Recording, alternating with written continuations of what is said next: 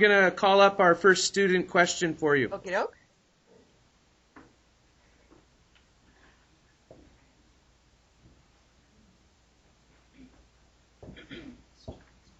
Hi, Miss Johnson. Hi, how are you? Good, how are you? Good. What's your name? My name's Jack. That wasn't a trick question, but nice to meet you, Jack. Okay, my question is, whose idea was it to do the lousy labels episode? You know what? That's a great question. And like a lot of our stories, it came from a viewer, or lots of viewers. We get emails every week, dozens of questions from people, and a bunch of them were asking the same thing. Like, I see this on the label. What does it mean? Can I believe this product? And so Marketplace will look into it. And so we have weekly story meetings. Our whole show gets together and we talk about ideas that have come from viewers and then ideas we're picking ourselves. And we thought food would be a good one because everybody eats food. And so there's a lot of interest in it. And so that's how it came about. It was actually for a viewer. There's several viewers. Cool, thank you. Thank you.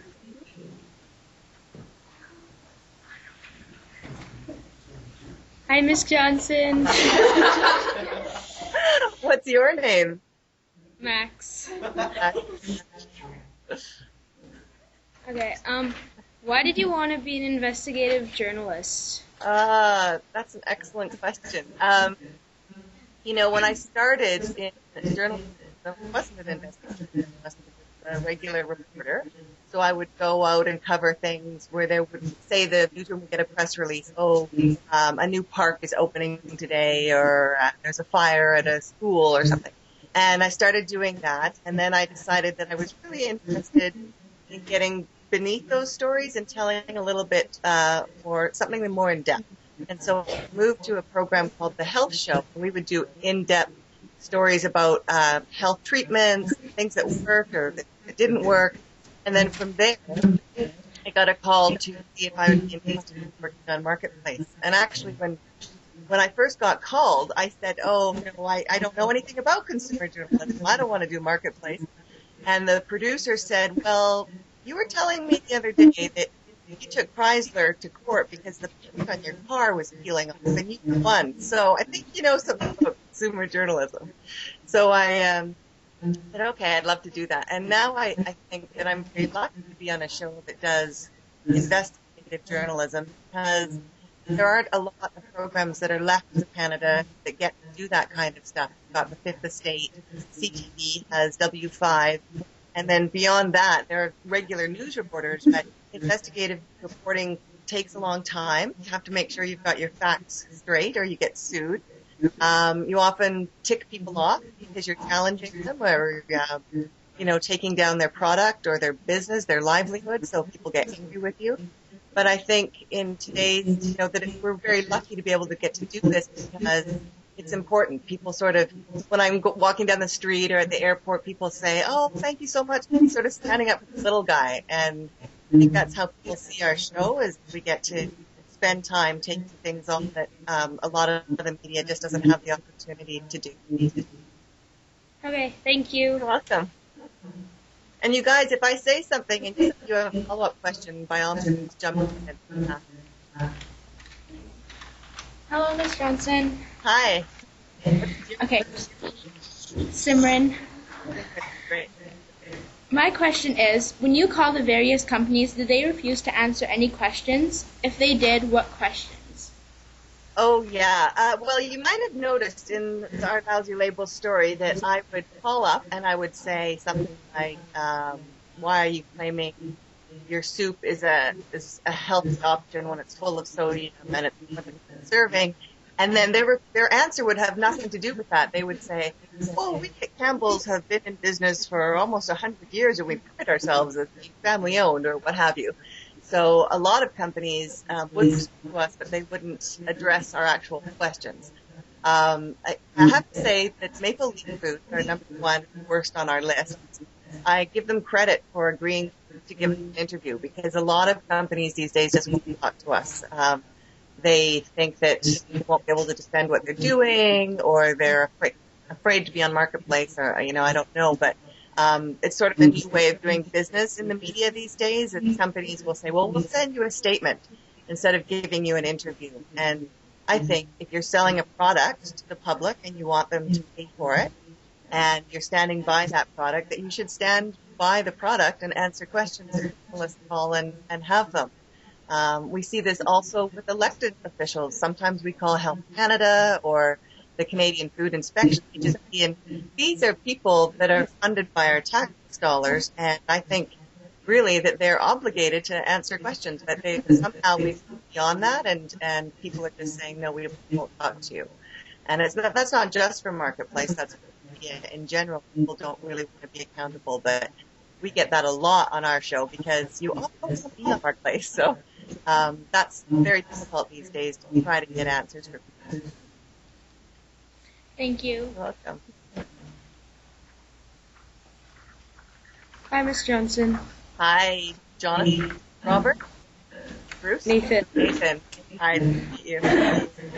My question is, did any companies do anything after you talked to them besides Maple Leaf? Let me just look at that list here. No, I mean, some people put out statements saying we disagree with the Marketplace story and ours is a wonderful product, but nobody changed anything except Maple Leaf. And as you saw in our story, that interview with Maple Leaf was done 6 weeks before broadcast, and then I think it was days before it aired, they sent me an email, a letter saying we just needed to mention that we have nitrites in our ingredients. So a little more heads up would have been appreciated from them, but good on them for at least changing them. A lot of times people just want to change things. Companies will say, they'll put on their website, you might have seen an item about us on Marketplace. We dispute facts. In fact, we're going to sue them. And they can say that on their website, but then they don't actually follow through and sue us. So consumers would think, oh, well, I guess the company's right if they're going to sue Marketplace, but then they never actually follow through and sue us. So very rarely do they attempt to sue us. So it's a way of them sort of trying to defend themselves and behind whatever we have exposed on them. So, 10 products on lousy labels and we did something, and that's about the ratio that we get, maybe a little bit higher sometimes, but often we'll expose stuff, nothing will happen, and that's really frustrating. And then other times things will, so it's a mixed bag. Okay, thank you. Nice to see you. Hi, Miss Johnson. Hi. What's your name? Heidi. Heidi. My question is, how strict is Canada with its laws on health and food labeling compared to other countries? Oh, Heidi, how much time do we have? They claim they are strict. There are some rules, but they a big problem in Canada for a lot of things to protect consumers is there have been big budget cuts in the Canadian Food Inspection. Those are the inspectors who go around looking at products that are out on the market, and they verify claims on products. And there are, imagine how many items there are in the grocery store, and then you multiply that across the country. There are hundreds of thousands of products there, and sort of decide where they're going to send their goods. So I think that a lot of companies know that they can put stuff on their product and they get caught. And if they do get caught, not a lot is going to happen. One of the products in our piece was those little heart-shaped cookies that claim they, help with your heart and prevent cholesterol and so on.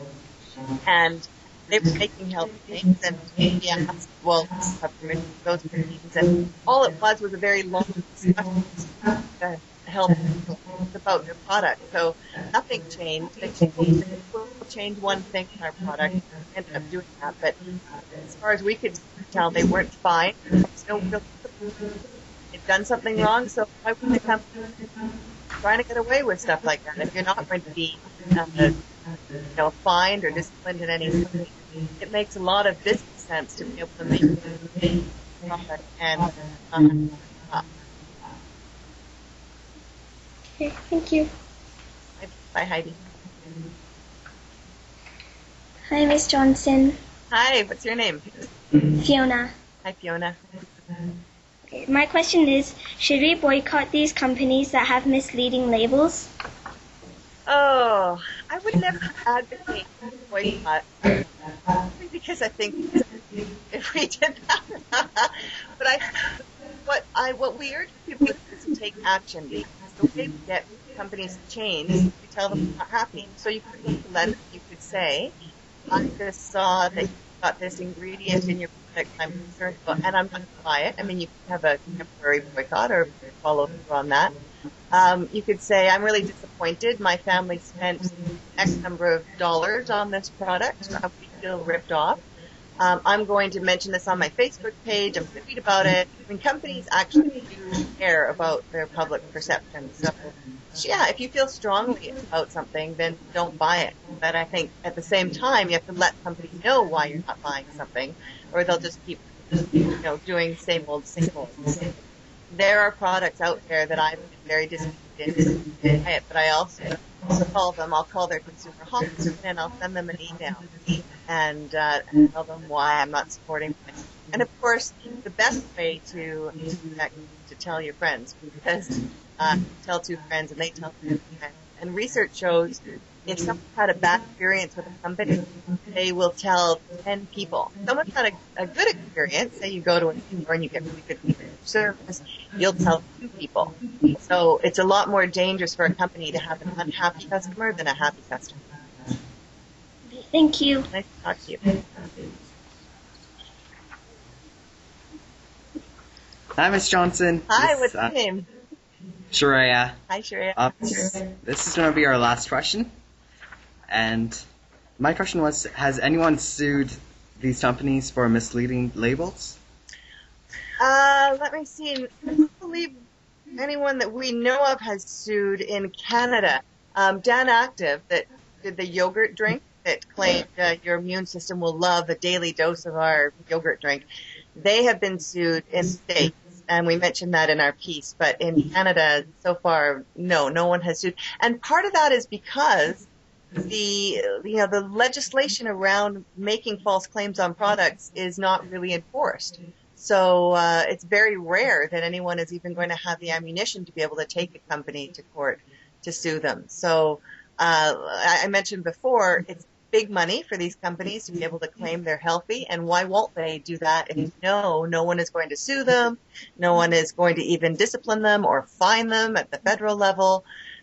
So yeah, as far, next time you go to the grocery store, look for these products, and I'm sure they'll still be saying the same thing.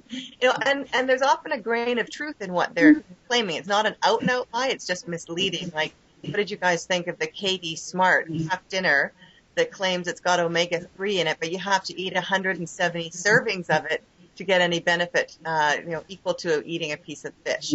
I mean, who's going to eat? Even you look like a big guy. You're not going to eat 170 servings of Kraft dinner. Oh. Right? So they would say, well, you can't sue us for that. There is omega-3 in our Kraft dinner, but it's so ridiculously small, that it's pointless. But you can't sue somebody for that because it's the truth. Okay. Thank you. And good morning. Thank you. So Erica, that's it for our questions. We really appreciate the fact that you got up early, and I can see one of your kids in the background there probably wanting breakfast. So on behalf of the students here at Weber Academy, thanks again for answering our questions. We love your show, and keep doing great work for us consumers. Oh, well, thank you so much, Craig. And I just want to say thanks to you and to the class for having me on. And, hey, to your fellow students there, I think you've got a really cool teacher that, first of all, he lets you watch Marketplace. I mean, God, you get to watch TV in class. And also that we're national hosts on a network show, and you're the first teacher who has asked us to Skype with them. A lot of classes use our shows as education tools and so on, but I think it's really creative of you to do that. So lucky on your kids for having you as a teacher. Here's to Mr. Froelich.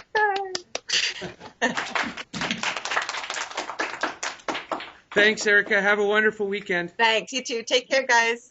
Read those labels.